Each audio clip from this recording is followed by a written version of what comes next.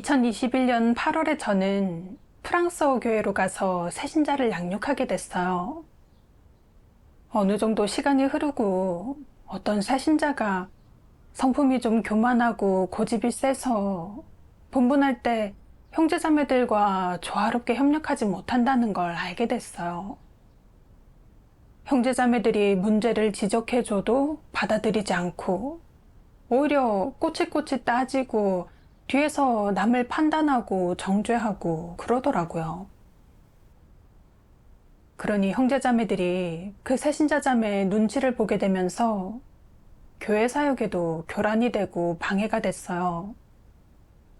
원칙에 따라 판단해보면 그 자매를 교체해야 하는 상황이었죠. 정말 좀 난처하더라고요. 제가 그 자매랑 교제를 해야 되는데 전 리더 일꾼을 해본 적도 없고 이런 상황에서 교제해 본 적도 없어서 어떻게 해야 할지 모르겠는 거예요. 근데 그렇다고 책임자한테 물어보긴 또 싫더라고요. 제가 이런 문제도 하나 처리하지 못한다는 걸 알게 되면 제 보잘것없는 능력을 간파하고 형편없다고 생각해서 앞으로 저를 신뢰하거나 양성하지 않게 될까봐 걱정이 됐거든요.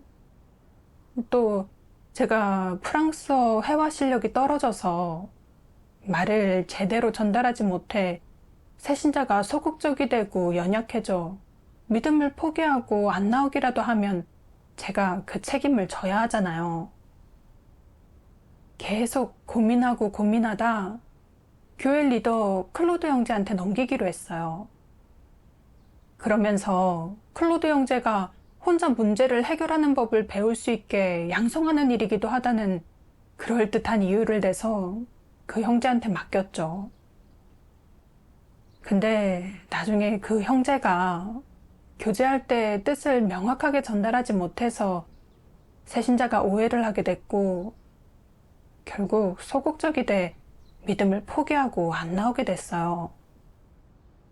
그 일이 있고 클로드 형제는 자기가 너무 멍청하고 교제도 잘 못한다면서 의기소침해지게 된 거예요.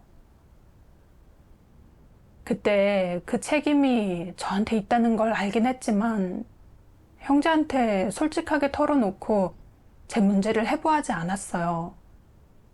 그냥 아무 일도 없었던 것처럼 교제해주면서 치우친 점을 같이 정리했죠. 그렇게 실제 그 일의 자초지종을 감추고 클로드 형제가 저를 보며 문제를 잘 처리한다고 착각까지 하게 만들었어요.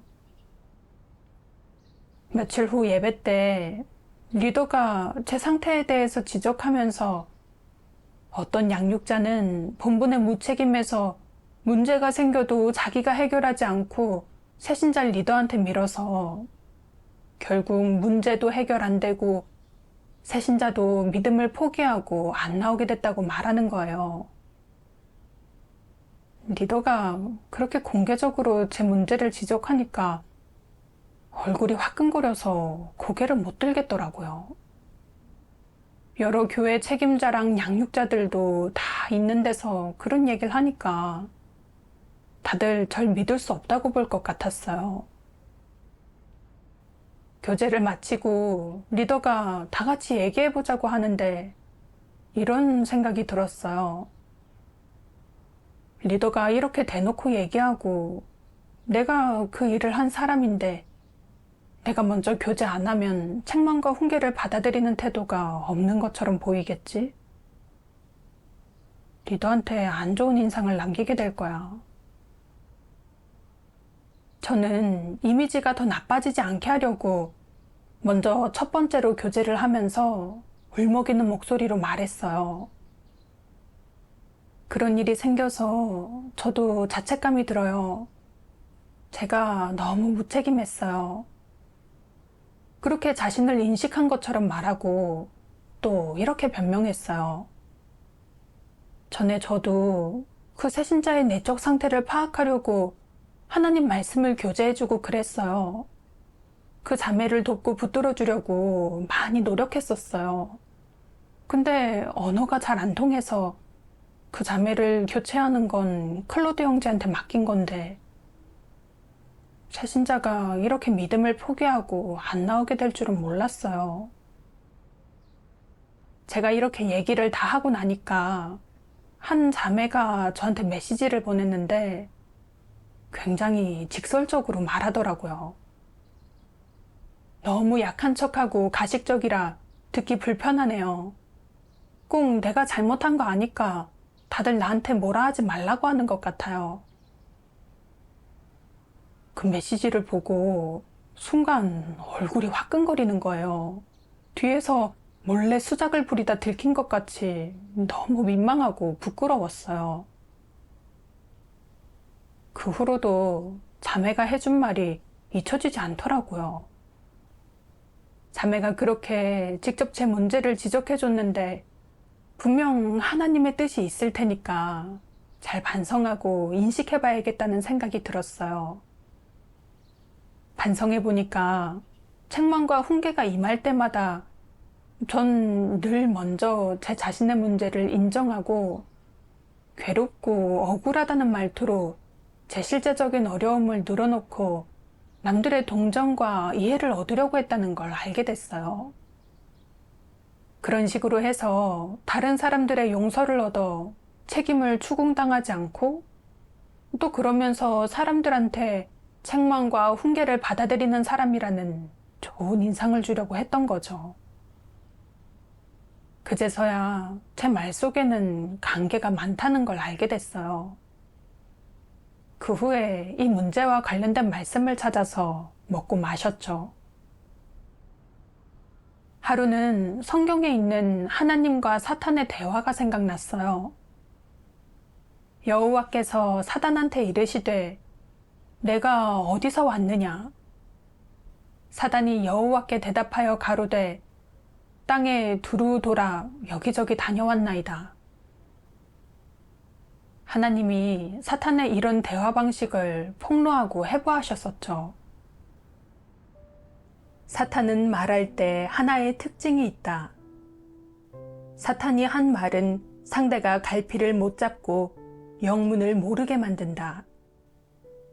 어떨 때는 속셈을 갖고 일부러 말하는 것이고, 어떨 때는 사탄이 자신의 본성에 지배받기 때문에 자연적으로 드러내게 되는데, 입을 열면 그런 식으로 말이 나온다.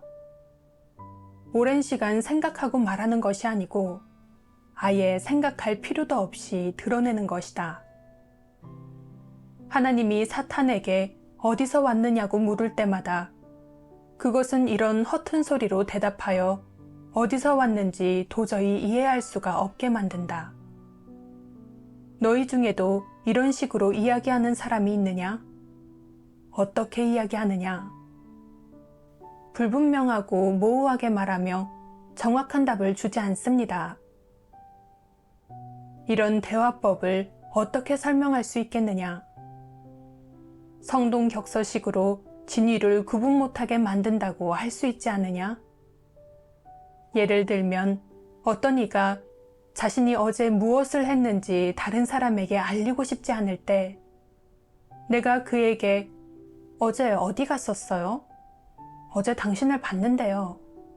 라고 물으면 그는 어디에 갔는지 직접적으로 대답하지 않고 어제요. 하루 종일 정말 피곤했어요. 라고 할 것이다. 그가 너의 말에 대답을 했느냐? 대답은 했다. 하지만 원하는 답을 주지는 않았다. 이것이 바로 화법의 교묘함이다. 너는 늘 그의 뜻이 무엇인지 짐작할 수 없으며 그가 하는 말의 근원과 속셈을 알 수 없다. 또한 그가 무엇을 피하려는 건지 알 수 없다. 그의 마음속에는 다른 꿍꿍이가 있기 때문이다. 이런 것을 음험하다고 한다. 너희 중에도 자주 이런 식으로 말하는 사람이 있느냐? 네. 그렇다면 목적이 무엇이냐? 어떤 때는 자신의 이익을 지키기 위해, 어떤 때는 자신의 체면과 지위, 이미지를 지키고 사생활의 비밀을 보호하기 위해 그러는 것이 아니냐? 어찌됐든 모두 이익과 밀접하게 연관되어 있다. 이는 본성이 아니더냐? 이런 본성을 가진 자는 사탄과 한 가족이 아니더라도 사탄의 친척은 된다. 이렇게 말할 수 있지 않겠느냐? 결론적으로 이는 반감이 드는 혐오스러운 부분이 드러난 것이다. 예전에 하나님이 사탄은 성동격서식으로 진위를 구분 못하게 만든다고 하신 말씀을 봤을 때는 그런 수단을 부리는 건 용이 주도하고 꿍꿍이가 있는 사람일 거라고 생각했었어요. 근데 지금 다시 읽어보니까 저도 그런 모습을 드러냈던 거예요. 리더가 형제자매들 앞에서 저를 폭로했을 때 전 제 무책임함을 인정하면서 그 말을 받아들이는 걸로 보였지만 사실 속으로는 받아들이지 않았어요. 전 이 본분을 맡은 지 얼마 안 돼서 어떻게 보면 문제가 생기는 건 당연한 건데 왜 예배에서 이렇게 인정사정 없이 폭로하나 싶어서 억울한 마음도 들더라고요. 이제 다들 전 신뢰할 수 없고 책임감이 없다고 생각할 게 뻔했어요. 그래서 책망과 훈계를 받아들이는 모습을 보이면서 제 이미지를 되돌려 놓으려고 먼저 적극적으로 잘못을 인정하고 약한 목소리로 일부러 울먹거리기도 했어요. 나도 잘못한 거 알고 있다. 자책 때 힘드니까 질책하지 말아라. 나는 잘못을 알면 고치고 진리를 받아들이는 사람이다. 이렇게 보여지게 하려고 했던 거예요. 겉으론 스스로를 인식하는 것처럼 보였지만 사실 전 이런 방식으로 사람들이 제 문제를 말하거나 책임을 추궁하지 못하게 입을 막으려는 거였어요. 이게 제 진짜 속셈이었죠. 반성해보니까 제 본성이 사탄과 똑같이 음험하고 간교해서 속셈과 관계를 품은 말로 남을 기만하고 미혹한다는 걸 알게 됐어요. 제가 본분의 무책임에 문제가 생겨서 리더한테 지적받았는데 전 후회는 고사하고 형제자매들 앞에서 제 자신을 인식하는 척하면서 다들 제가 진리를 받아들이는 사람이라고 생각하게 만들었어요. 정말 전 교활하고 간사했어요. 솔직하게 털어놓고 자신을 인식하는 건 진리를 실행하는 거지만 제 고백과 시인에는 변명으로 책임을 회피하려는 관계가 있었던 거예요. 너무 음험했죠. 그 후에 사람의 사악한 성품을 폭로하신 말씀을 보게 됐어요. 간사함은 통상적으로 겉에서부터 드러난다. 어떤 사람이 빙빙 돌리거나 매우 번지르르하고 교활하게 말한다면 그것이 바로 간사함이다. 그러나 사악함의 주된 특징은 무엇이겠느냐? 하는 말은 더없이 듣기 좋고 겉으로 들을 때도 모두 옳은 것 같으며 어떤 흠도 잡아낼 수 없고 모든 면에서 다 훌륭하다. 그런 사람은 일할 때도 무슨 수법을 쓰는지 드러내지 않고 자신의 목적을 이룬다. 그는 몹시 비밀스럽게 일을 처리하며 겉으로 볼 때 어떤 허점이나 맹점 없이 일을 완수한다. 적그리스도는 바로 이렇게 사람을 미혹한다. 이 부류의 일과 사람은 분별하기 가장 어렵다. 어떤 사람들은 늘 옳은 말을 하고 듣기 좋은 말, 사람의 입맛에 맞는 이치와 주장 또는 행동으로 남의 이목을 가리며 겉과 속이 다른 행동으로 차마 밝힐 수 없는 목적을 이룬다. 이것이 바로 사악함이다. 사람들은 보통 그런 모습을 간사함이라고 생각한다. 사람은 사악함에 대해 아는 것도 적고 해부한 건 역시 적은 편이다. 사실 사악함은 간사함보다 더 분별하기 힘들다. 사악함은 더 은밀스럽고 수단이나 행동 방식 역시 좀 더 고차원적이기 때문이다. 한 사람의 내면에 간사한 성품이 있으면 보통 2, 3일 접한 후에는 그가 간사하다는 것을 다른 이들은 알 수 있다. 또는 그가 일을 하거나 말을 할 때 간사한 성품을 드러낸다는 것을 알아챌 수도 있다. 그러나 그 사람이 사악하다면 며칠에 분별할 수 있는 것이 아니다.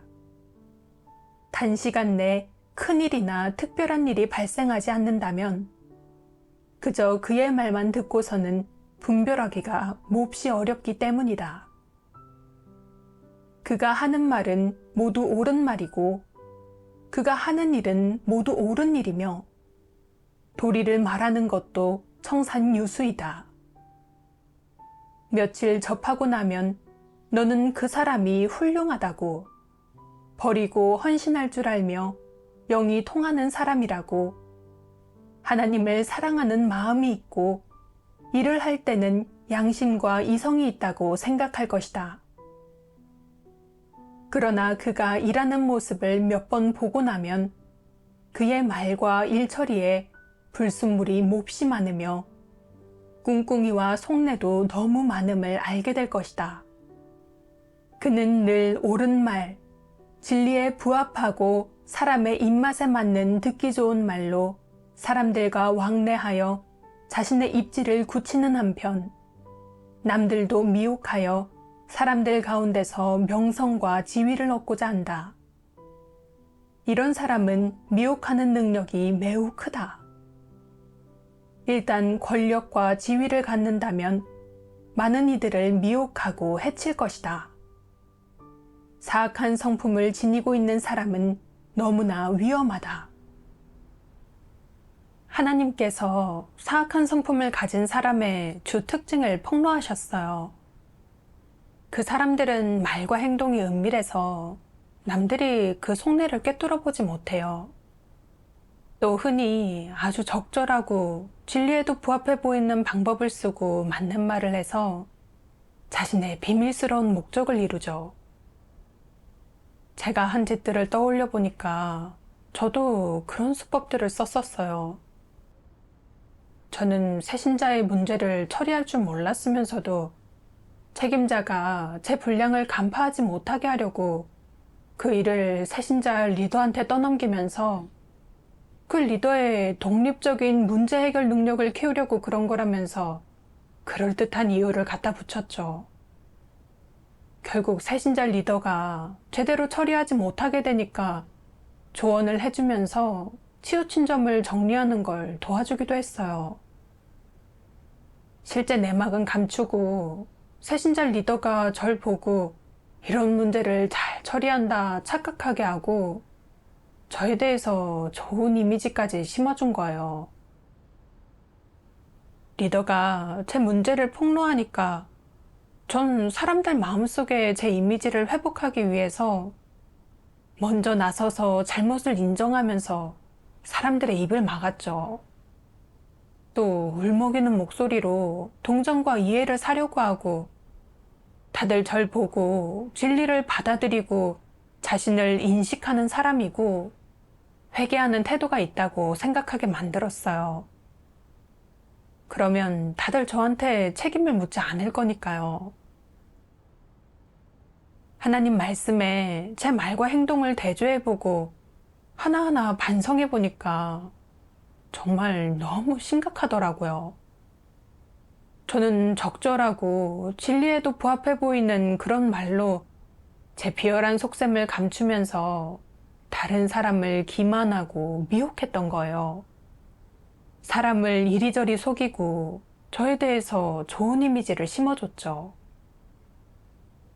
이걸 깨닫고 그제야 제가 정말 이런 꿍꿍이 속을 가진 음험하고 간사한 사람이라는 걸 알게 됐어요.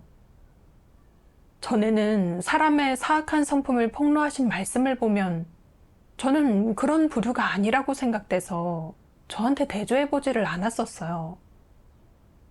그러다 실제로 이렇게 일에서 드러나게 되니까 말씀의 근거에 스스로를 반성하고 인식하게 된 거죠. 그제서야 제 사악한 성품에 대해서 조금이나마 알 수 있었어요. 계속 반성해 봤어요. 생각해 보니까 제가 여러 가지 많은 일들에서 사악한 성품을 드러냈더라고요. 얼마 전에 책임자가 저보고 사역 하나를 왕자매한테 인수인계해 주라고 한 적이 있었어요. 그 안배에 좀 낙심이 됐었죠. 저 혼자서 그 사역을 책임진 지 2년이 넘었는데 저 대신 그 본분을 할 수 있는 사람은 없을 거라고 생각했는데 다른 사람한테 넘기라고 하니까 좀 그랬죠. 제가 계속 그 사역을 하게 해달라고 하고 싶었는데 말하자니 책임자가 저보고 야심이 너무 크고 이성이 없다고 할까봐 아무 말 안 했어요.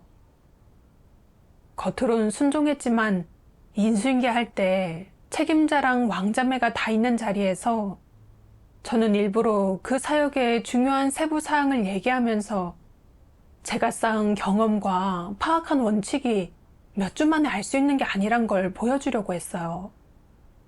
그러면 책임자가 그 사역을 계속 저한테 맡길 거라고 생각했죠.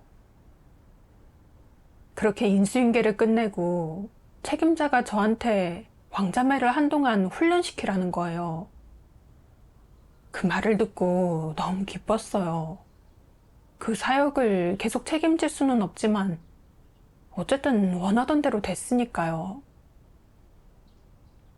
그 후에 왕자매는 본분하다 문제나 어려움이 생기면 저한테 판단해달라고 하고 각 항목을 점검하는 것도 저한테 부탁하더라고요.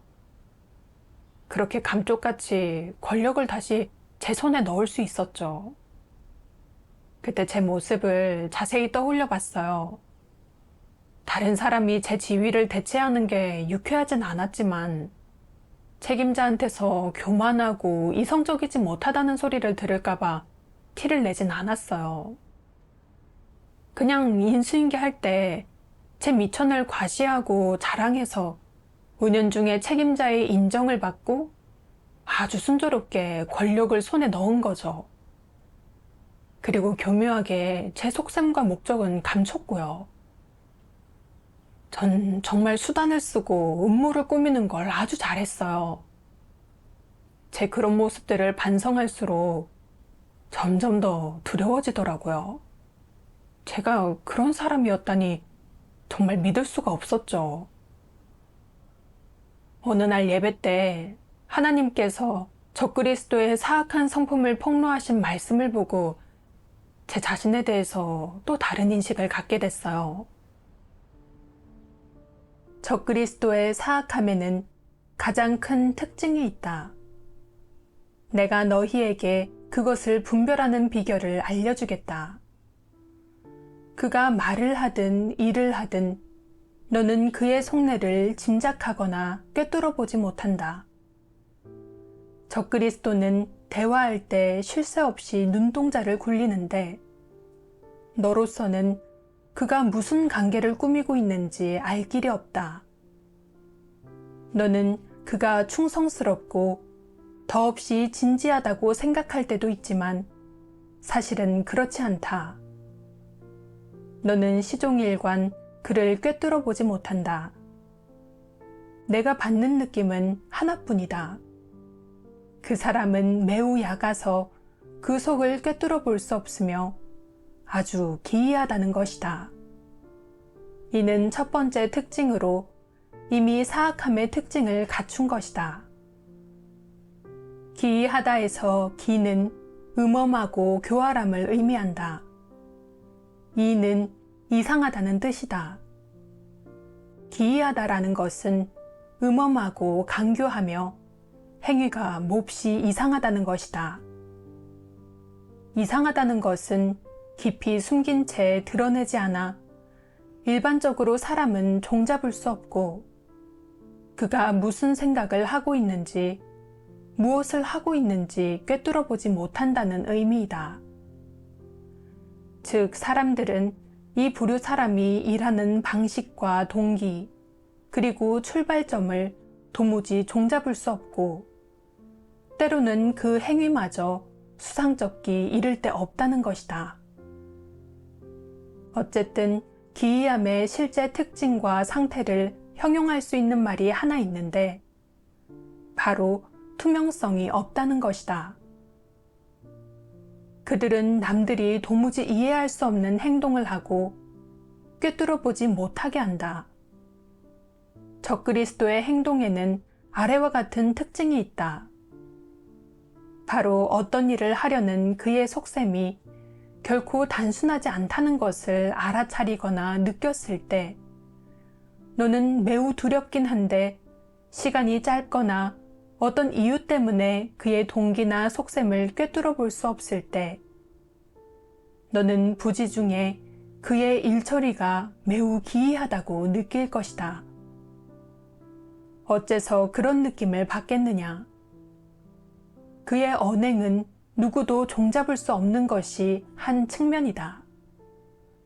이 밖에 그가 무슨 일을 하든 너는 그의 말 속에서, 그의 일처리 방식과 방법에서 그가 하려는 것이 대체 무엇인지 알아채기가 매우 어렵다.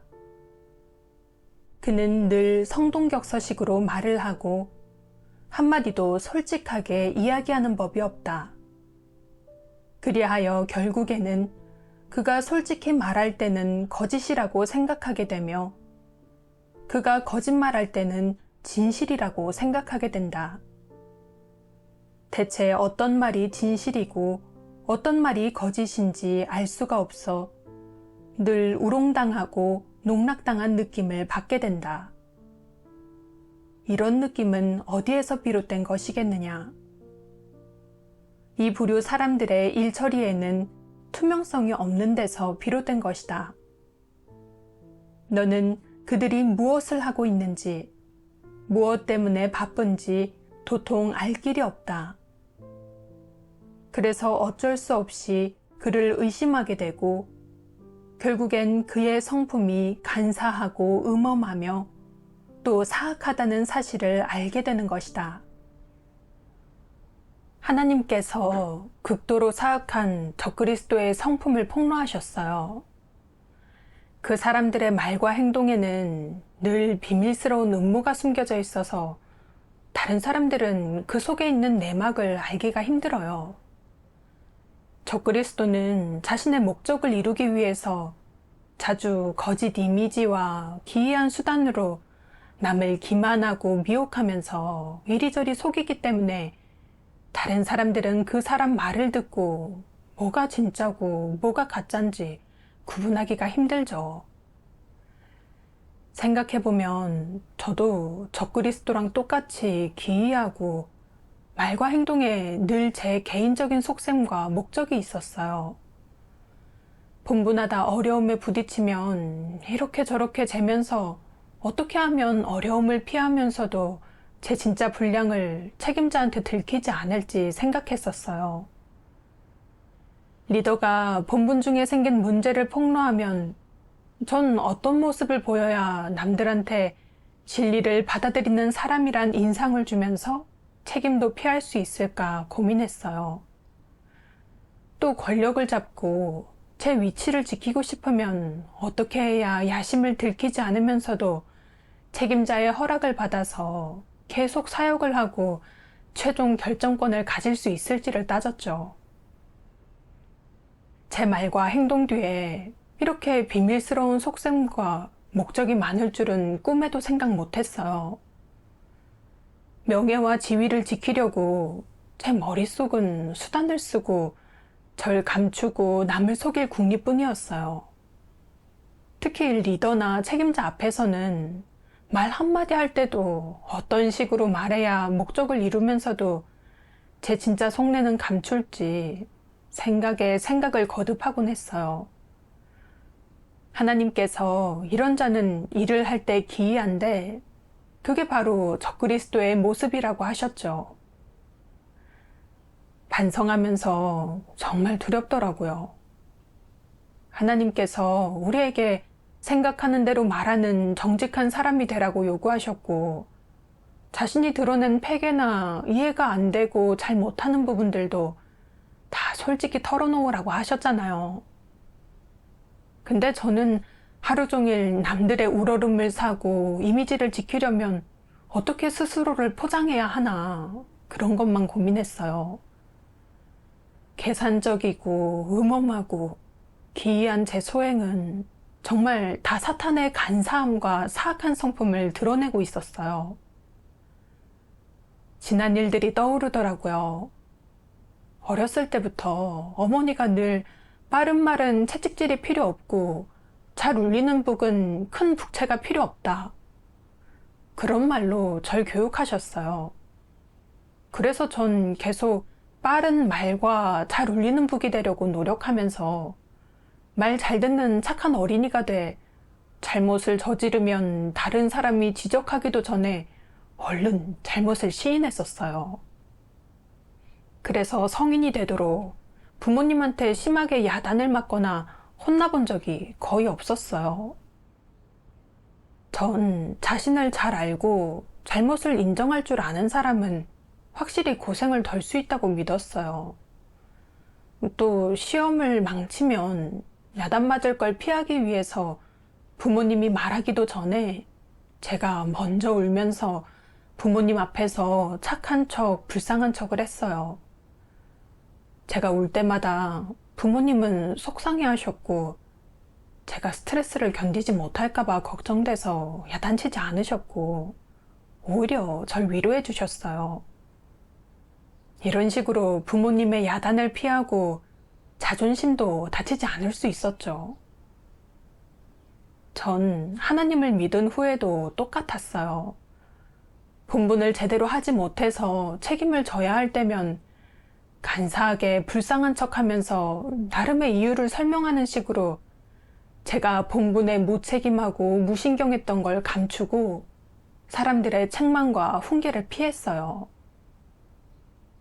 저는 사탄의 처세 철학에 따라 살면서 점점 더 교활하고 간사해졌어요.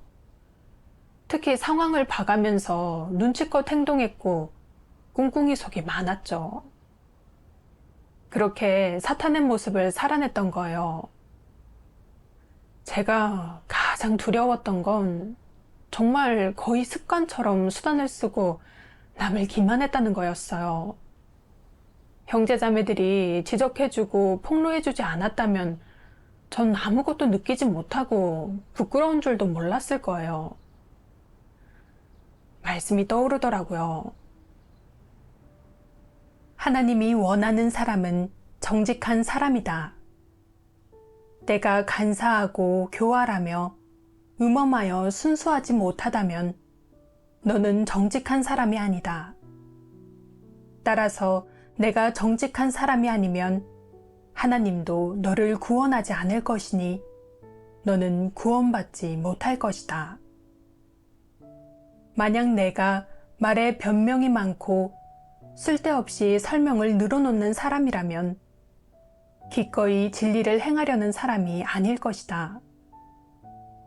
내게 밝히기 힘든 사적인 일이 많다면 자신의 비밀, 즉 자신의 어려운 점을 사람들에게 털어놓고 광명의 길을 찾으려 하지 않는다면 너는 구원받기 어려운 사람이며 흑암에서 벗어나기 힘든 사람일 것이다. 이 말씀에서 보면 하나님은 간사한 사람을 혐오하고 증오하신다는 걸 알 수 있어요. 간사한 사람은 마음속에 어두운 면이 너무 많아요. 말과 행동으로 늘 남을 기만하고 미혹하면서 하나님의 말씀을 전혀 실행하지 않죠.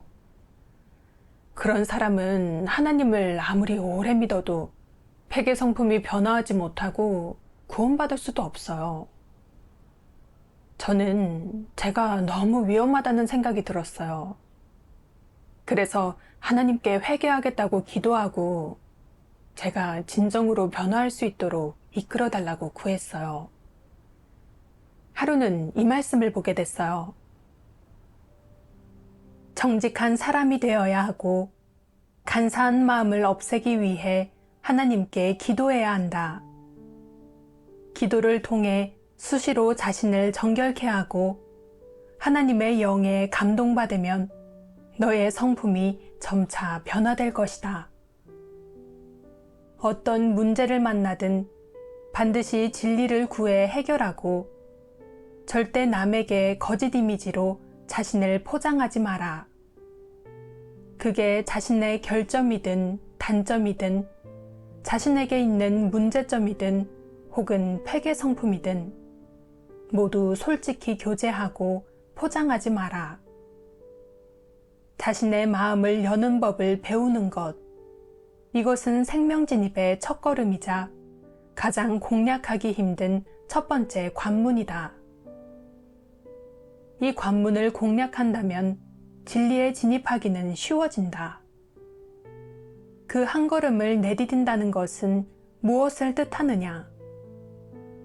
내가 마음을 열고 너의 모든 것, 즉 좋은 것이든 그렇지 않은 것이든 긍정적인 것이든 부정적인 것이든 그것을 모두 드러내 남들에게 또 하나님에게 모조리 보여준다는 뜻이다. 그리고 하나님에게 숨기거나 가리거나 위장하지 않고 간사하게 행동하거나 기만하지 않고 사람에게도 마찬가지로 솔직하고 진실하게 대한다는 뜻이다. 그러면 너는 빛 속에서 살게 되고 하나님이 감찰할 뿐만 아니라 내가 원칙 있고 투명하게 일한다는 사실을 사람 역시 알게 될 것이다. 너는 자신의 명예와 체면, 지위를 지키기 위해 어떤 수단을 쓰거나 또는 자신이 잘못한 일을 무마하기 위해 감추거나 꾸밀 필요가 없다. 이러한 부질없는 노력을 하지 않아도 된다. 이런 것을 내려놓는다면 너는 아주 홀가분하게 속박도 고통도 없이 온전히 빛 속에서 살 수 있다. 솔직하게 교제하는 법을 배우는 것, 이것은 생명 진입의 첫걸음이다. 그 다음 너는 자신의 모든 생각과 행동에서 어떤 것들이 잘못되었는지, 하나님이 어떤 것들을 싫어하는지 등을 분석할 줄 알아야 하고 그때그때 돌려놓으며 바로잡을 수 있어야 한다. 바로잡는 목적은 무엇이겠느냐?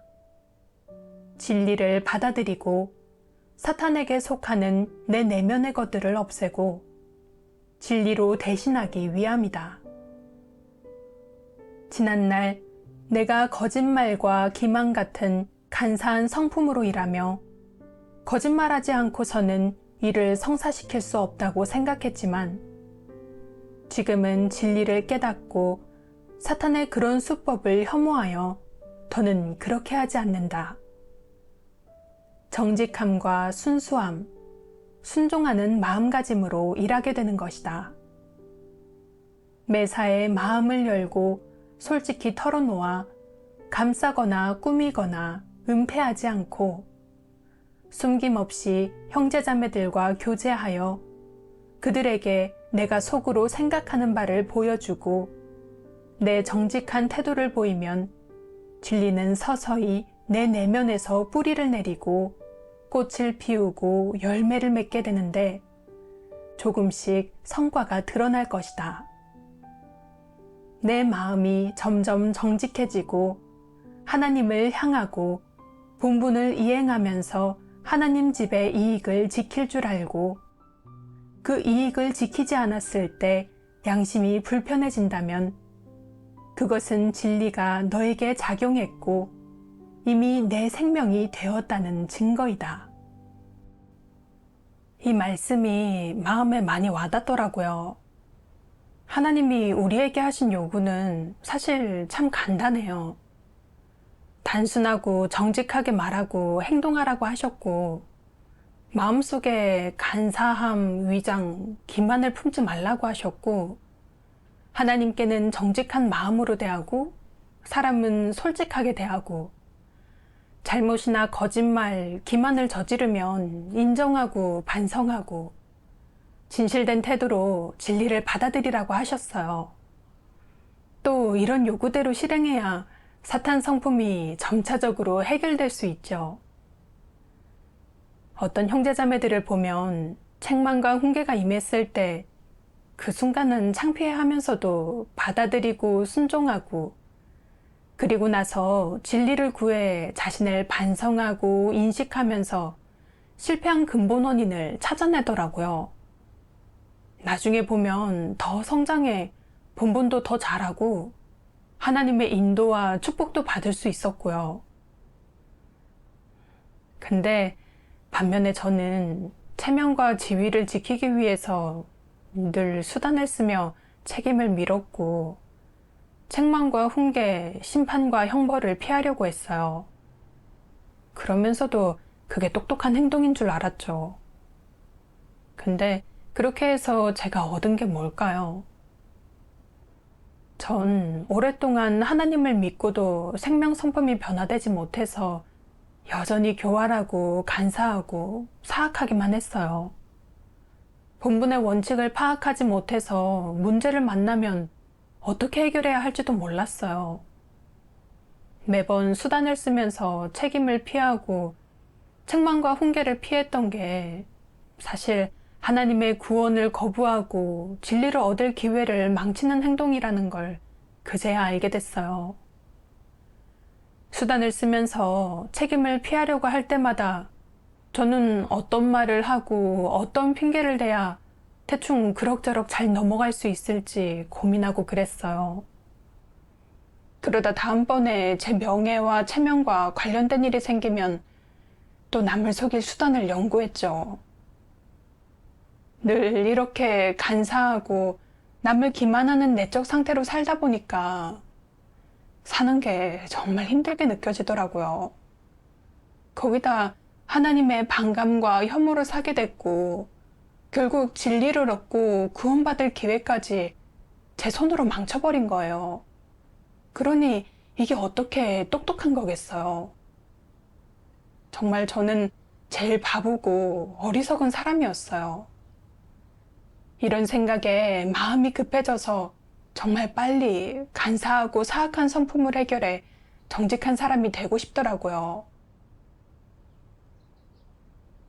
그러다 갑자기 클로드 형제는 제가 어떤 비열한 속셈을 가지고 새신자 교제를 맡긴 건지 모르겠구나 생각나더라고요. 제가 이걸 솔직하게 털어놓지 않으면 그 형제는 저를 제대로 분별하지 못해서 계속 절 우러러 볼 거고, 자신은 사역을 잘 못한다고 생각해 소극적인 상태로 지내게 될 거고요.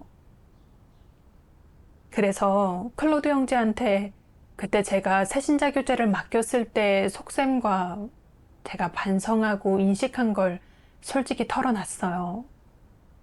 그리고 새신자가 믿음을 포기하고 안 나오게 된 주 책임은 저한테 있다고, 제가 너무 이기적이고 비열해서 그저 제 체면과 이익을 지킬 생각에 간사한 수단으로 형제 보고 책임을 지게 기만했다고 시인했어요. 제 말을 듣고 그 형제도 자신이 그 일에서 반성하고 인식한 거랑 얻은 걸 솔직하게 얘기해 주더라고요.